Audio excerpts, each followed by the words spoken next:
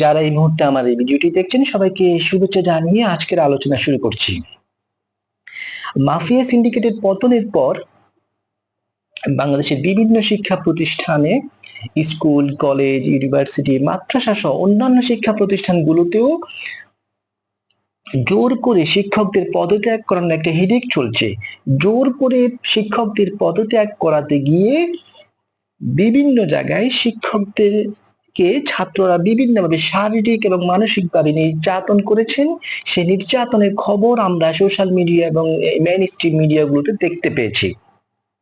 এই ঘটনাটির প্রতিক্রিয়ায় এই ঘটনার যে ইমিডিয়েট রিয়াকশনস গুলো ছিল, সেই রিয়াকশনস গুলোকে পর্যালোচনা করে আমরা এখানে দুটো গ্রুপকে খুঁজে পেয়েছি। এই দুটো গ্রুপের রিয়াকশনস গুলো আবার পরস্পর বিরোধী।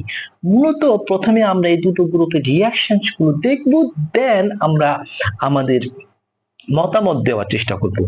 একটি পক্ষ বলছে মাফিয়া সিন্ডিকেট তাদের অবৈধ ক্ষমতাকে 2041 সাল পর্যন্ত কুক্ষিগত করে রাখার জন্য পুরো দেশের যে ইনস্টিটিউশনস গুলো রয়েছে সেই ইনস্টিটিউশন গুলোকে তাদের নিজস্ব দালাল এবং তাবেদারদেরকে বসিয়ে দিয়ে পুরো শিক্ষা সেই প্রতিষ্ঠানগুলোকে ধ্বংস করে দিয়েছেন। তারই সেই প্রক্রিয়ারই অংশ হিসেবে শিক্ষা প্রতিষ্ঠানগুলোতেও এমন কিছু অযোগ্য, অথর্ব, দালাল এবং দুর্বৃত্ত টাইপের কিছু লোক বসিয়ে দেওয়া হচ্ছে। সাম্প্রতিক সময়ে ছাত্ররা বিভিন্ন জায়গায় যেসব শিক্ষকদেরকে জোর করে পদত্যাগ করতে বাধ্য করাচ্ছেন, সেই লোকগুলো মূলত দুর্বৃত্ত, তারা শিক্ষক নয়। সুতরাং এখানে সমালোচনা করার কিছুই নেই এবং বিচলিত হওয়ারও কোনো কারণ নেই। বরং বরং যারা সমালোচনা করছেন কিংবা বিচলিত হচ্ছেন, ওনারা ফ্যাসিস্টের দোসর। পাশাপাশি ওনারা আরেকটি বিষয়ে খুব জোরালো ভাবে উপস্থাপনের চেষ্টা করছেন। সেটা হচ্ছে গত 15 বছরে বাংলাদেশের বিভিন্ন শিক্ষা প্রতিষ্ঠানে অনেক শিক্ষক নানাভাবে নির্যাতনের শিকার হয়েছেন, অপমানের শিকার হয়েছেন, শিক্ষকদেরকে অপদস্থ করা হয়েছে, এমনকি চাকরিচ্যুত করা হয়েছে। ওই সময়ে আপনি কিংবা আপনারা কোনো প্রতিবাদ করেছিলেন কিনা, কোনো নিন্দা জ্ঞাপন করেছিলেন কিনা, এই ফ্যাসিস্ট সরকারের সমালোচনা করেছিলেন কিনা?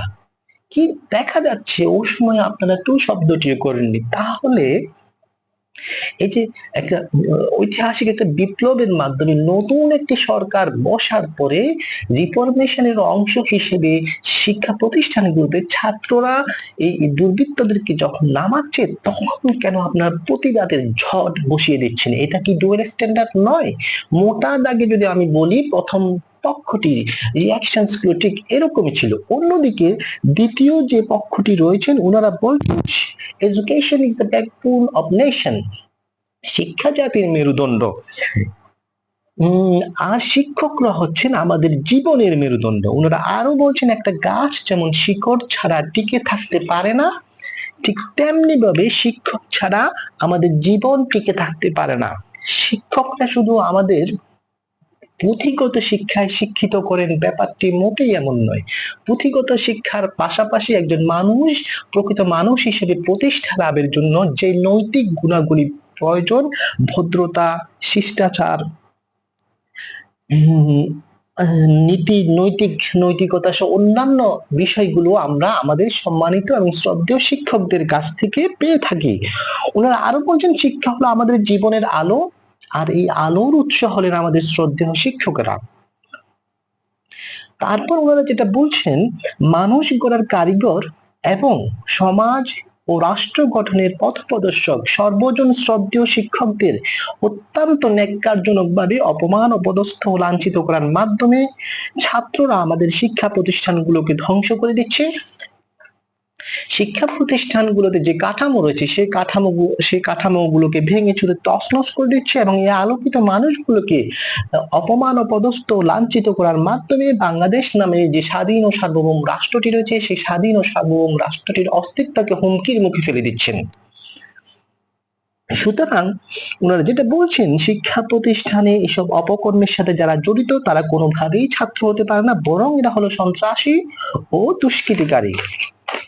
পাশাপাশি এনারা যেটা বলছেন, জুলাই আগস্ট বিপ্লবে অসংখ্য ছাত্র জনতার আত্মত্যাগ এবং সর্বস্তরের ছাত্র জনতা সহ সর্বস্তরের মানুষের আত্মত্যাগ এবং অসংখ্য মানুষের পঙ্গুত্ব বরণের মাধ্যমে আমরা দ্বিতীয় স্বাধীনতা অর্জন করেছিলাম। সেই দ্বিতীয় স্বাধীনতা অর্জনের লক্ষ্য এবং উদ্দেশ্য এমনটি ছিল না যে আমরা স্বাধীনতা পরবর্তী সময়ে এমন একটি রাষ্ট্র দেখতে পাবো যেখানে শিক্ষকরা তাদের ছাত্রদের দ্বারা নানাভাবে লাঞ্ছিত হচ্ছে।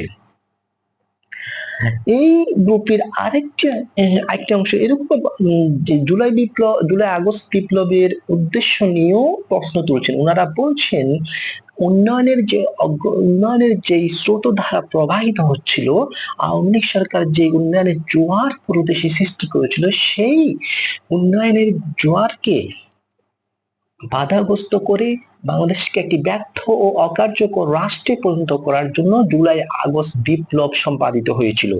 তারই সেই ব্যর্থ রাষ্ট্র প্রতিষ্ঠা, বাংলাদেশকে একটি ব্যর্থ রাষ্ট্র বানানোর প্রক্রিয়ারই অংশ হিসেবে বর্তমানে বিভিন্ন শিক্ষা প্রতিষ্ঠানে ছাত্ররা শিক্ষকদেরকে বিভিন্নভাবে লাঞ্ছিত এবং অপদস্থ করছেন। মোটা দাগে যদি বলি, দ্বিতীয় পক্ষটির প্রতিক্রিয়াগুলো ঠিক এরকমই। দুই পক্ষের যুক্তি তর্ক আলোচনা সমালোচনা শুনে কে সঠিক আর কে বেঠিক সে সিদ্ধান্তে পৌঁছা আমার জন্য কিছুটা দুরূহই বটে। তারপরও চলুন আমরা দুপক্ষের যুক্তি তর্কগুলো খণ্ডনের মাধ্যমে একটি সিদ্ধান্তে পৌঁছার চেষ্টা করি। এই ঘটনাটির নির্ভুলভাবে একটি সামগ্রিক পর্যালোচনার চেষ্টা করি। প্রথমেই বলে রাখছি, যে কোনো ঘটনার বিশ্লেষণকালীন সময়ে যা মাথায় যদি রাজনৈতিক দলগুলোর আইডিওলজি সেট আপ হয়ে থাকে, সেক্ষেত্রে একদম নির্মোহ বিশ্লেষণ কখনোই সম্ভব নয়। সেই জন্য আমরা সবসময় যেটা করি, আজকেও তা করবো, আমরা রাজনৈতিক দলগুলো যে ভূতগুলো মাথায় সেট আপ থাকে সেগুলোকে এক পাশে রেখে নির্মোহভাবে আলোচনার চেষ্টা করব।